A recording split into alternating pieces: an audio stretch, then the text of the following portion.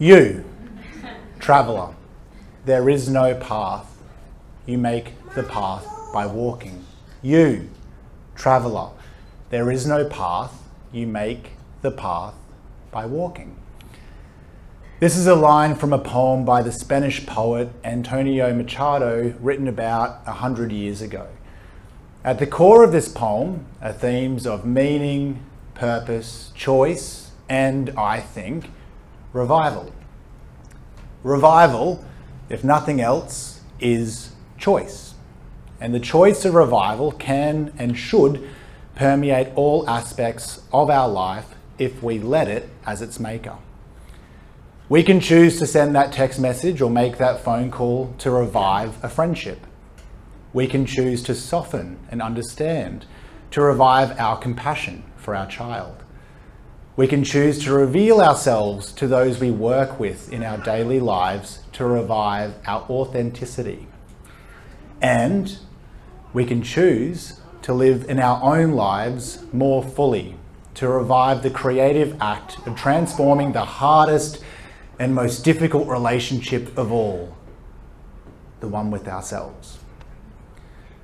When Amy invited us to speak today to the theme of revival, the first thing I did as someone who looks to yesterday to understand today was to discover the etymology of the word revival itself, which, as I found out, comes from the Latin re, meaning again, and vivere, meaning to live, revival, or to live again. Now, why did we as a people, a society, a culture, choose to create this word? Now, to warn you, this next part is for anyone who enjoys unnecessarily academic and pretentious detours. The rest of you, brace yourselves. You see, the word revival first enters the Western world in the 1600s during the English Renaissance. I mean, the word Renaissance itself literally means revival. And so what was the great revival happening at this point in our history that we as a culture had to create a word for it? Well, in religion, there was a profound sense of renewed awakenings. The Protestant religion sought to revive Christianity, you see, but then revival, the word, begins to transform, to live again. And it moves away from religion to art in the 17th and 18th centuries, where we as a society begin to reintroduce art movements and traditions from the past. And then again, it changes, living again and again. This time changing around the same time as that poem I read at the start. You, traveller, there is no path. You make the path by walking. Another way to enter into conversation with this poem is through the German philosopher Friedrich Nietzsche, who had written around the same time, "What is great in us as human beings is that we are a bridge and not a goal." A bridge and not a goal. The point of me saying all of this is to simply say, revival, I think, is all about how in life there are always thresholds we are forced to cross in order to become different, to face new frontiers of ourselves and our lives. Sometimes these new frontiers are forced upon us by the world, the death of a parent, the birth of a child. And then at other times, we force it upon the world ourselves by having goals and dreams and aspirations, because we simply recognize we want to change some aspect of who we are and how we're living in order to inhabit the fullness of our life. Because, as we all know, but don't want to admit, it will all be over very soon. Revival, to live again, not in another life, but this one, means to live again now. So, that leads us to Act 1. Revival is being and the creative act of living. So in 2016, Hannah and I wanted to live again. So we were in Brisbane at the time. Hannah had just finished studying photography and had found herself working in wedding photography, which isn't what she wanted to be doing. She yearned to be doing something different. She wanted to be a fashion photographer. And I had completed my studies and I found myself working in corporate roles which isn't what I wanted to be doing either. I yearned to be doing something else altogether, to be a woodworker. So in 2017, we moved to a place called Barrel, which is a couple of hours outside of Sydney. It's this beautiful, quiet, green place. There's about 10,000 people there. It's, really special. And neighbouring Barrel is a place called Mittagong. And there's a school called the Sturt School for Art. The Sturt School offers these year-long intensive woodworking courses that I found online, and you study there with about 11 other people from around Australia. And you're there, 5, often 7 days a week, 10 hours a day, in order to learn the art of traditional furniture making. And this is the first thing you have to make at Sturt, which is the cabinet that houses your tools. And it currently sits in our workshop, not with woodworking tools obviously, but with jewellery tools. So while I was pursuing this path, H was making her own path. And she was travelling into Sydney each week, commuting into the city to photograph fashion clients full time, with her work taking her to places like Milan and London, which was amazing, and even Paris. And this is a shot here on your right, which I've always loved, and that was when she got to shoot for Chanel in Coco Chanel's home in Paris, which is, awesome. So the point in me sharing all of this is to say that each of us had very intentionally sought a revival of our identities through work. And we had this really clear goal of the path we were on: fashion, photography, and furniture.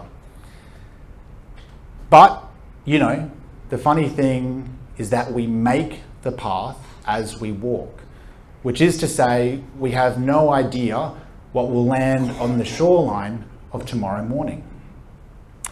And I mean, that was true of us in that year. You see, while we had set on this very clear path, we found ourselves doing something we hadn't planned on, which is learning jewellery making. In addition to the woodworking, the Sturt School also offers these evening classes in jewellery. So Hannah and I did this throughout the year also, but not because we wanted to do it as a job, because we actually just wanted to learn how to make each other's wedding bands. But, like I said, we have no idea what will land on the shoreline of morning tomorrow when we start making our own path. And this was certainly true for us. And soon jewellery became the thing we could do together as work and bring in all the things that we love: photography, design, philosophy. And now, 8 years later, here we are.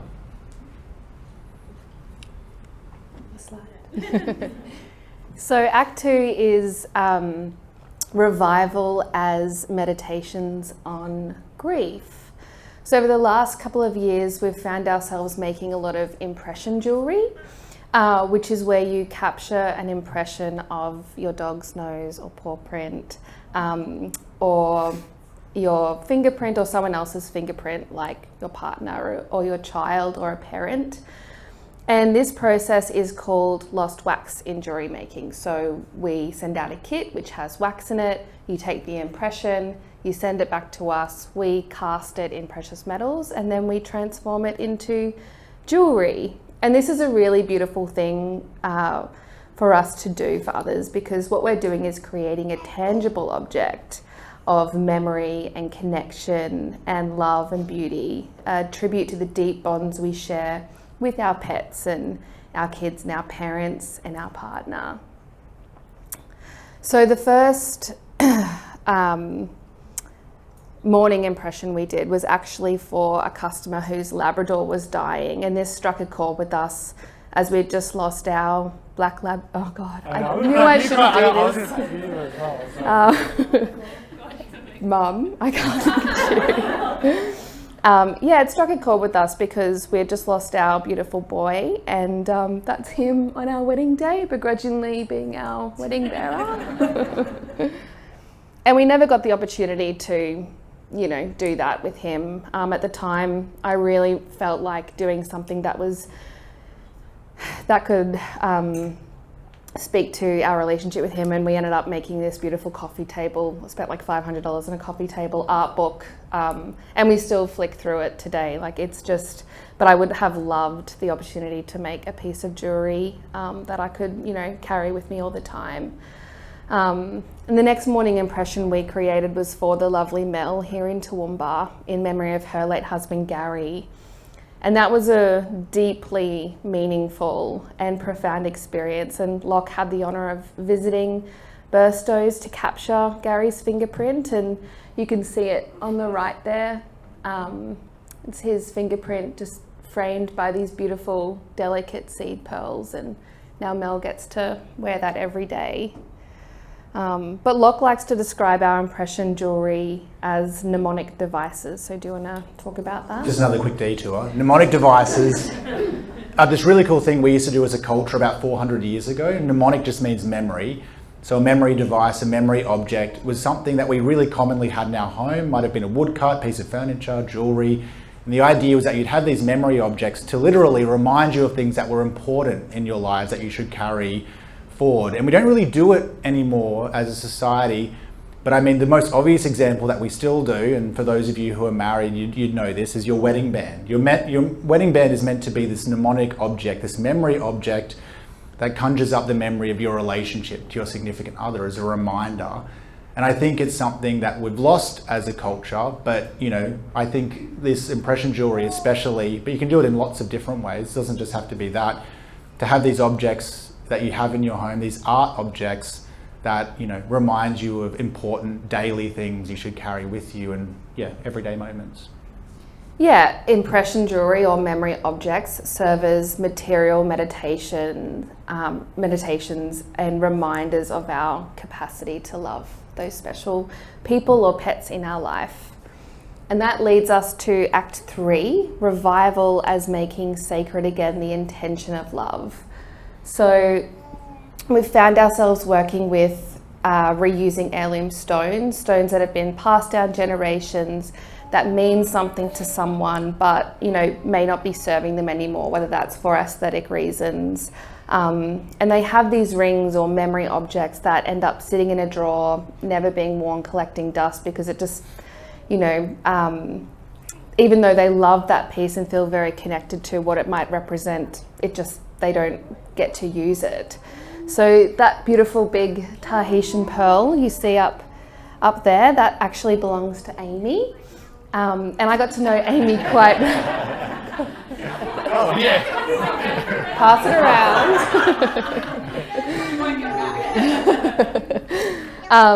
And I got to know Amy quite well during this process, and Amy's husband Will bought that ring for her, a long time ago, and it broke, and Amy wanted to revive or transform it into something that felt more like her in this moment. So, that ring really represents a continuation of love. And, on the opposite of that is this smiley face ring, which we don't have up there. Oh, we do? Yeah. Oh, good. There it is. You can see the smiley face one. And, that is a reclamation of love. So this customer went through a divorce and this ring didn't connect with her anymore. But she really wanted to reclaim those diamonds and what they represent for her, which was something that's joyous and lighthearted and fun. So we see it as a reframing of love. It's not love for someone else, but love for yourself and the relationship that you have with yourself. And like that ring and Amy's ring, they all have their unique stories and histories, and I could spend a lot of time talking about each one of them and why they're special and meaningful, but I'll pause there and hand to Amy and we can open it up. Thank you so much, Hannah and Lachlan. So Hannah and Loch, when I met with them, they purposely structured their speech in this way to leave it open-ended because they really wanted to throw it out to questions in the audience and just see where the rest of the morning takes us. So who has a question that they would like? Oh, Loz. Nice and clear onto the microphone, please. So I'm sure everyone's probably wondering, but if you were doing all that in other cities, what made you move to Toowoomba? Well, we are both from Toowoomba. We grew up here, we moved away, and then, 2020, COVID happened, that usual story where we also are having a baby, and we thought, well, what a great opportunity to be close to our families, but also Toowoomba was an inspiring place when we were here. And so we thought being here, being able to have that, opportunity to create the life we want, working together on that business, growing it, that is a really hard thing to do when you're away from family and living in a place like Sydney. So we decided to move back here, and it's been awesome. We love it. So both of yous left your, I guess, salary-paying jobs. How did you, and you both decided to jump into this more, let's say, risky space of creating this business? How did you navigate that? Because normally in a couple relationship, one has the breadwinner and the other one sort of goes, yeah, let's go and see how we go, and then the other one joins. But it sounds like both of yous jumped. Yeah, in a way, I would say we're both kind of quite risk adverse when it comes to things. So we kind of did it in a couple of ways. One was, I think we recognised in our 20s, we didn't own a home and we didn't have kids, and we knew this was kind of the last gasp if we wanted to do those things of going out and doing something completely different. So that's why, moving away presented itself as an opportunity to do before we kind of pursued those things. And then when we entered our 30s, we'd done this, we'd kind of learnt. Someone once told me you should spend the first 30 years learning as much as you can, the next 30 years making as much money as you can, and then the final 30 years giving all that money away. And I just always kind of stuck with me, so I thought I've got 30 years to learn as much as I can, and then I've got to stop learning and start doing stuff. So we were very intentional about that. And then I would say it wasn't like a big bang, but a migration. So we'd started it, and we started making jewellery, and Hannah was still working in photography, fashion photography, and I was working a corporate job in Sydney. And then we just slowly, intentionally scaled it up organically, rather than saying, okay, well, we're just going to jump ship and do this. We had Augie at the time, and then Bobby, and then another one now. And then, moving here, there are things like, we have a fantastic home, but there's obviously the pressures of like a mortgage and being mindful of that. So I would say, we didn't want to do anything rash, but slowly, intentionally, organically, and we just kind of juggled things to make it all work until being able to, because it was 8 years ago we started doing it all, and certainly now, after 8 years, sorry, I'll just talk all day. Yeah, we need to cut him up. I might just hold him back. But I just wanted to add to that, I feel like it's really scary to take risks, but once you do it, it's not that scary. Like, you just find your groove and you work hard and things just kind of fall into place. And what's the worst that can happen? Just get a job again. Like I had a friend tell me that I met a guy at the woodworking course called Luca. He worked for this company called Jardin making furniture, and he was this like young, really great furniture maker, and he still is a great artist, Luca Lettieri. You should look his art up, it's amazing. Anyway, I remember saying to him, like, how do you feel about taking the risk on of making your own furniture? And he was like, mate, I'll just get a job at Macca's tomorrow. I can get a job, I don't care. I'm humble enough to do anything to make money. And that's always stayed with me as well, thinking, what's the worst that can happen? Any other questions? Yeah.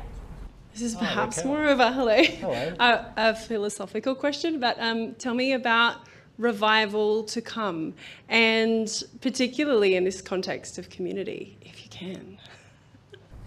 I'm happy to.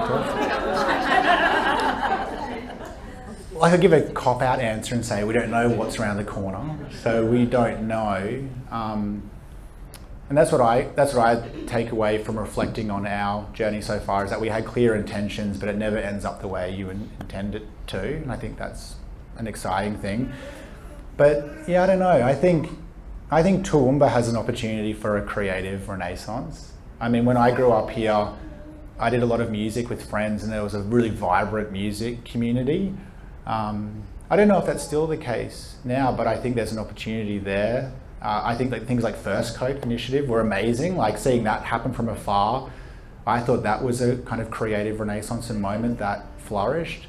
So I think, and that's just people just doing things though. Like, that music happening in Toowoomba was because of a guy called Jeremy who grassroots led those initiatives, and things like Edican Festival, and then you had, Grace and Ian with First Coat. They're just people doing things, just do things. So I think it's predicated on people just getting out there and doing stuff rather than thinking or talking or hoping or wishing or wanting or begrudging that there isn't something. I think you just get out there and do it. But we definitely have goals to be more like community focused, I guess.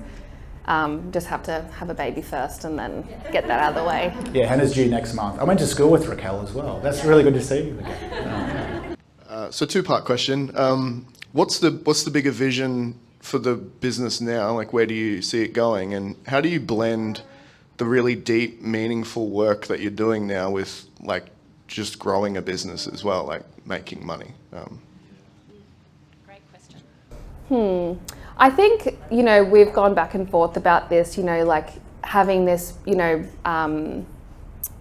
big company that's like stores everywhere, but I guess like family's really important to us, and, balancing like time with family, time with our kids, and also having a business that can scale. But yeah, it is hard to divide that, but I guess the bigger vision is just to keep doing what we're doing and we're very open to just seeing where, like, the impression jury just kind of something that we hadn't thought about, but it came into our path. So we're just kind of seeing what does fall into our path and, taking that. But in terms of balancing, meaningful work, do you want to answer that one?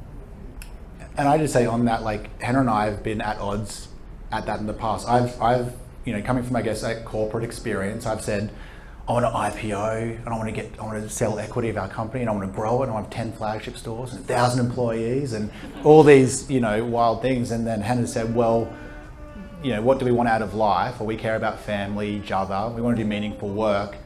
Could we just do that with us and a small team of people? Like, we work with a local stone setter. We have a casting facility in Sydney, and it's great. And we're not off our feet slammed. We're busy, but not busy enough that we can't make time for other areas of our life. And I mean, we don't know, we're open to change, but I think we also have settled as something that'll only ever just be us. And then for our kids if they want it, but no more than that. Maybe a couple people, but the goal isn't to have stores or to grow, especially in today's economy with things like AI we're just talking about outside. The ability to scale something as two people is actually, or one person is actually really achievable now when it wasn't 10 years ago. So there's that. So that's that. But we've definitely had discussions in the back and forth about that. And then the second question was? Making money. Yes. I like to compartmentalize things. So I like to have business goals, creative goals, personal goals. And I think it's like an interplay between all of them. So there might be days where I'm like, this is all about business growth and data analytics and our online store, and what am I going to look at to kind of improve that? And there are other days where I go, well, actually it's about reflecting on why we even have jewelry, why is it important, and having that kind of creative muscle that I can do. So I kind of like being able to jump from branch to branch in my head like a monkey. I think it's really helpful. In Buddhism, the idea of monkey brain is a bad thing. I think it can be channeled to be a good thing if you channel it in clear ways. But then also, I think the benefit of us working together, in addition to the fact that you get to work with your partner and it's beautiful, is that Hannah and I are really different, which means we can handle very different parts of the business. Hannah's amazing at the kind of design and the creative and the personal aspect, I would say, dealing with people. Prior to photography, Hannah had studied HR. So she has that really good organisational people element in her, just naturally. And then for me, even though I love people, I don't like dealing with people either. So I'd rather be, in this capacity, I like it. After this, have a coffee, have a yarn, go grab a beer later on. That'd be great, have a chat. But in terms of like having to put on a professional kind of veneer, I struggle with that. So I like kind of working behind a computer or working away on jewelry as well, but we just have very different, like operational and kind of more of the analytics and the data behind it. And then we come together to talk about it. And I think it works really well in that capacity because we can kind of divide and conquer.